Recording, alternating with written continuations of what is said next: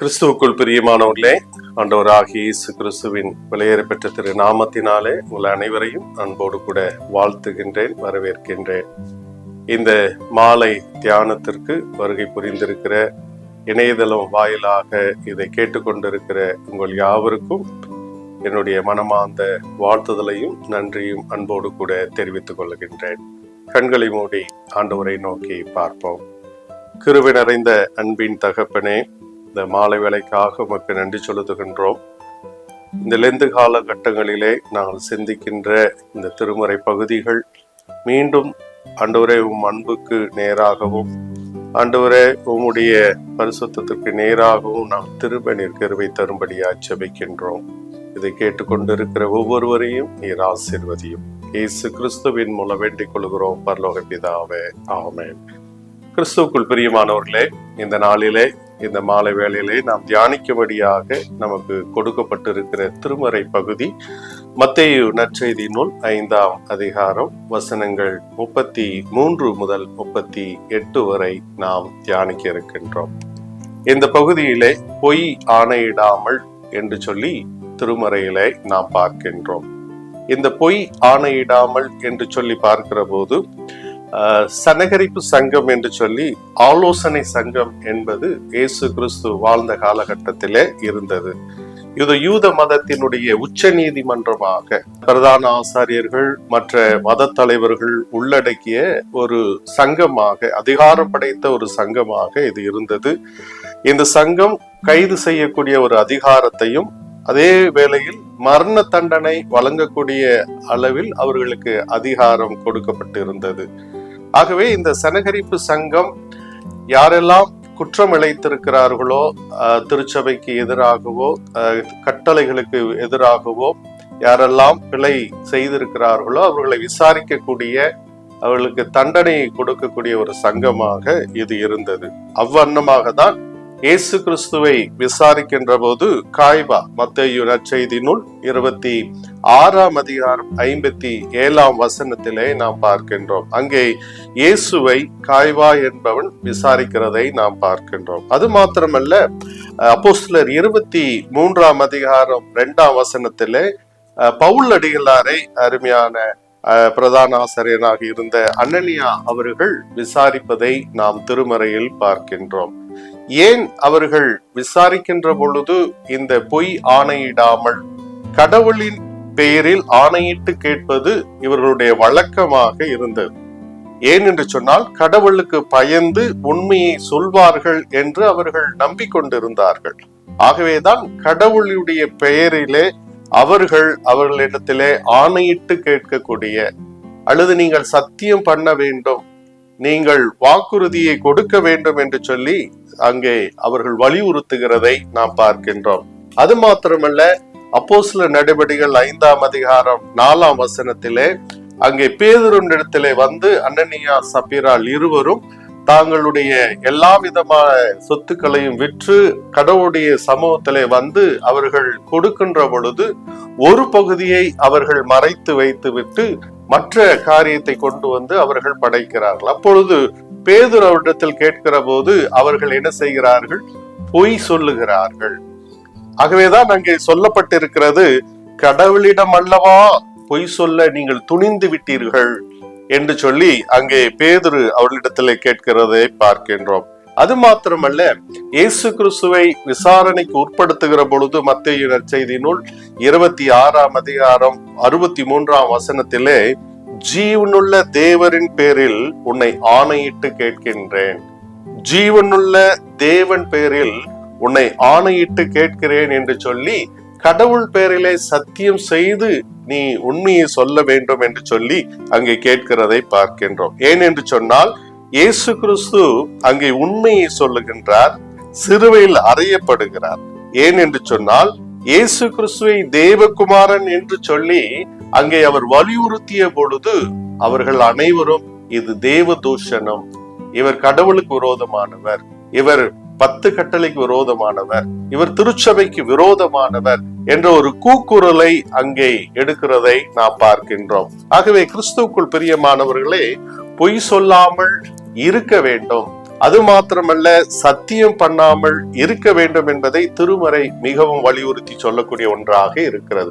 அது மாத்திரமல்ல, கடவுளின் பெயரிலே சத்தியம் பண்ணுவது தங்களது உண்மையை நிலைநிறுத்துகின்ற பழக்கம் பரிசேயர் சதுசேயரிடத்திலே இருந்தது. பரிசேயரும் சதுசேயரும் கடவுளுடைய பெயரிலே அவர்கள் சத்தியம் செய்து தங்களுடைய உண்மை நிலையை அவர்கள் நிலைநிறுத்துகிறவர்களாக இருந்தார்கள். ஆனால் அதில் ஒரு சிலர் கூட தங்களுடைய காரியங்களிலே பொய்யை, குற்றங்களை மறைக்கிறவர்களாக இருந்தார்கள். அது தண்டனைக்குரிய குற்றமாக கருதப்பட்டது.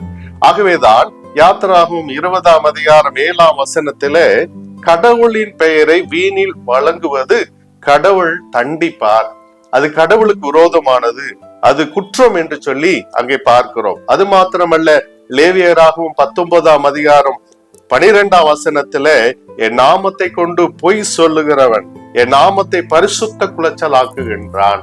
ஆகவே ஆண்டவருடைய பெயரை வீணில் வழங்குவதும் அவருடைய நாமத்தை நாம் பொய் உரைக்கின்ற பொழுது பரிசுத்த குலைச்சலாக அது ஏற்படுகிறது. அதைதான் மத்தேயு நற்செய்தி நூலிலே 23ஆம் அதிகாரம் 16 முதல் 23 வரை நாம் வாசிக்க கேட்கின்றோம். அது மாத்திரமல்ல, மத்தேயு 5:37 உள்ளதை உள்ளதென்றும் நாம் சொல்வதற்கு நாம் நம்மை ஆயத்தப்படுத்த வேண்டும்.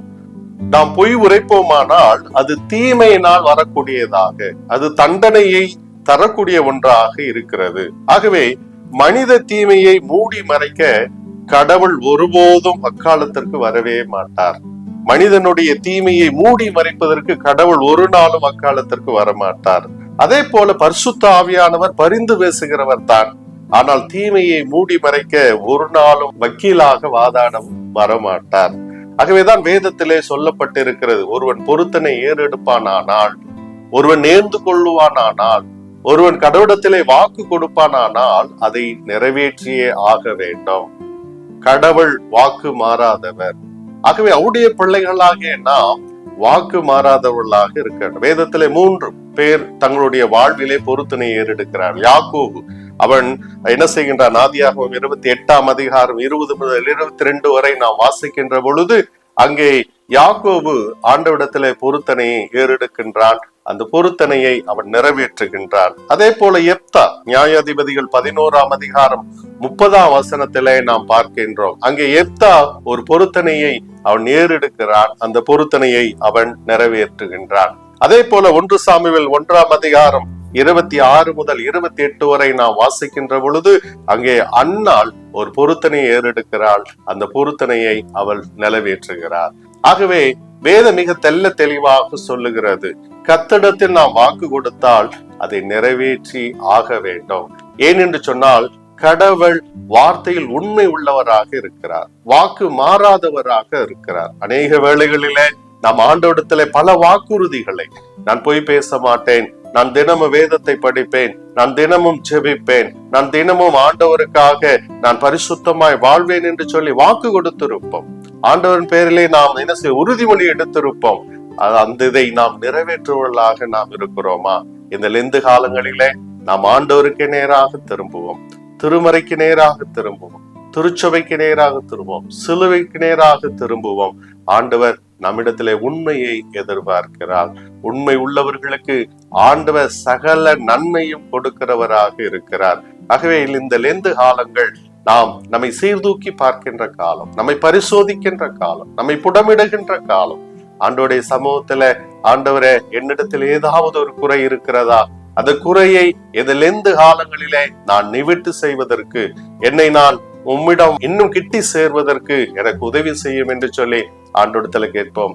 ஆண்டவருடைய சமூகத்துல வந்து, ஆண்டவரை நித்திய ஜீவனை பெற்றுக்கொள்ள நான் என்ன செய்ய வேண்டும் என்று கேட்ட பொழுது ஆண்டவர் சொல்லுகிறார், உனக்கு உண்டானவைகள் எல்லாம் பெற்று நீ ஏழைகளுக்கு கொடுக்க வேண்டும். இன்னும் உன்னிடத்தில் ஒரு குறை இருக்கிறது, அந்த குறையை நாம் நிவர்த்தி செய்கிறவர்களாக இருக்க வேண்டும். இதில் எந்த காலம் அந்த ஒரு குறையை, ஆண்டவர் வெறுக்கின்ற காரியத்தை நாம் வெறுப்புவோம், ஆண்டவர் விரும்புகின்ற காரியத்தை நாம் ஆண்டவரிடத்திலே நாம் இன்னும் கிட்டி சேர்வதற்கு அது உதவியாக இருக்கும். ஆகவே இந்த நாளிலே உங்களை அன்போடு கூட வாழ்த்துகின்றேன். ஆண்டவர் உங்கள் அனைவரையும் ஆசீர்வதிப்பாராக. ஜெபம் செய்வோம். கிருபை நிறைந்த அன்பின் தகப்பனே, இந்த ஆசீர்வதிக்கப்பட்ட இந்த மாலை பொழுதற்காக உமக்கு நன்றி செலுத்துகின்றோம். ஆண்டவரே, நாங்கள் உம்மிடத்துல மன்றாடுகிற பொழுது எங்களுடைய ஆண்டவரே ஜெபத்திற்கு நீர் செவி கொடுத்து எங்களுடைய வாழ்விலே நீர் போதுமானவராக, விடுதலையை கொடுப்பவராக, எங்களை ஆசீர்வதிக்கிறவராக இருக்கிறீர். ஆனால் நாங்கள் உம்மிடத்திலே வாக்கு கொடுத்த வாக்குகளை ஆண்டவரே நாங்கள் நிறைவேற்றுகிறவர்களாக, ஒருபோதும் தீமைக்கு ஆண்டவரே பொய் எங்களுடைய வாழ்வில இராதபடி நீர் பொய்யை வெறுக்கிறவராக, தீமையை வெறுக்கிறவராக, பரிசுத்தத்தை விரும்புகிறவராக, உண்மையை விரும்புகிறவராக, மனத்தாழ்மையை விரும்புகிறவராக நீர் இருக்கிறபடினால உமக்கு நன்றி செலுத்துகின்றோம். நீர் விரும்புகின்ற ஒரு வாழ்வு வாழ எங்களை தாழ்த்துகிறோம், ஒப்பு கொடுக்கின்றோம். இந்த அடுத்த இந்திய சுதேச மிஷனரி சங்கத்தையும் ஆண்டவருடைய தலைவர்களையும் பொறுப்பாளர்களையும் அனைத்து அருட்பணியாளர்களையும் நீர் ஆசீர்வதியும். இயேசு கிறிஸ்துவின் மூலம் வேண்டிக் கொள்கிறோம் ஜீவனுள்ள நல்ல பிதாவே, ஆமென். நம்முடைய ஆண்டவராக இயேசு கிறிஸ்துடைய கிருபையும் பிதாவாகிய கடவுளுடைய அன்பும் செயலாற்றுகிற தூய ஆவியின் திருவுறவு வழிநடத்தல் ஆசீர்வாதம் நம் அனைவரோடும் இன்றும் என்றும் சதா காலங்களிலும் நிலைத்திருப்பதாக. ஆமென். God bless you.